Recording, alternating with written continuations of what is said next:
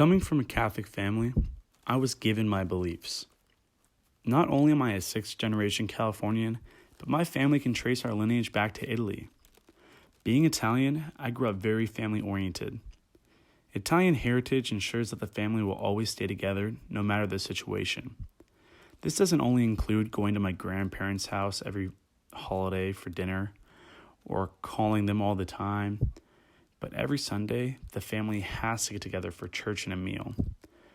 While this didn't directly affect my religious beliefs besides going to church, it did affect my development as a person. My family taught me how to be goofy and quirky and how to look at life with a positive attitude. They even taught me how to be the star of the show.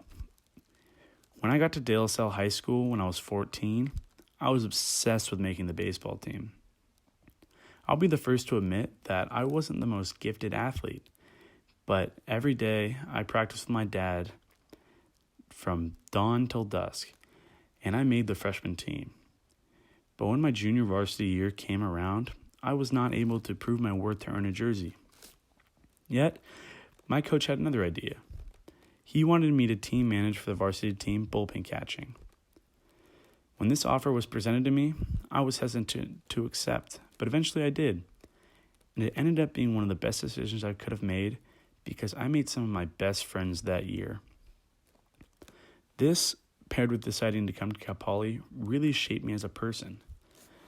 I had had my reservations with coming to Cal Poly as I was accepted as an agricultural business major, and I didn't really know what that meant.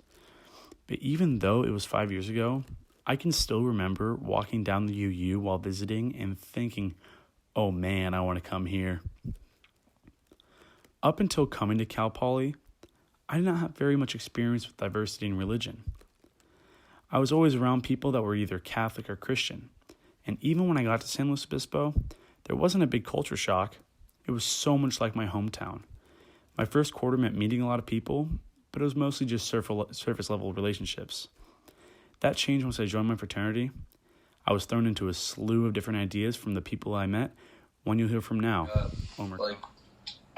It was kind of like, okay, I guess I'll try to, I don't know. Okay, so I guess kind of growing up and stuff, I'm sure it's like this for most religious families and stuff. But obviously my family is very religious. My parents came, and they're from a completely Muslim country, so that's pretty different from how America is, because I mean there's not it's an Islamic state.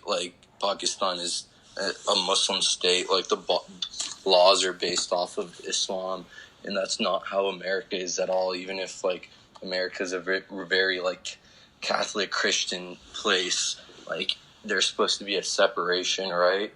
And so just kind of all of life revolves around that in a sense. And so they brought that here with them. And just most American morals and values clash with a Muslim way of life, right? Obviously Americans drink a lot, Muslims aren't supposed to drink, ideas of modesty and whatnot. And so growing up, I guess you're just supposed to be taught one thing, but then you live in a different place. But after hearing the stories of my newfound friends' childhoods and how they were different from mine, even though they weren't that geographically far from me, as Elmer's from San Ramon, really put my upbringing into perspective. California is so diverse, and even though I was in a kind of bubble, there's a whole lot going on around me. I truly appreciate the diversity in California and the introspective nature of this course that has made me think about my surroundings. Thank you.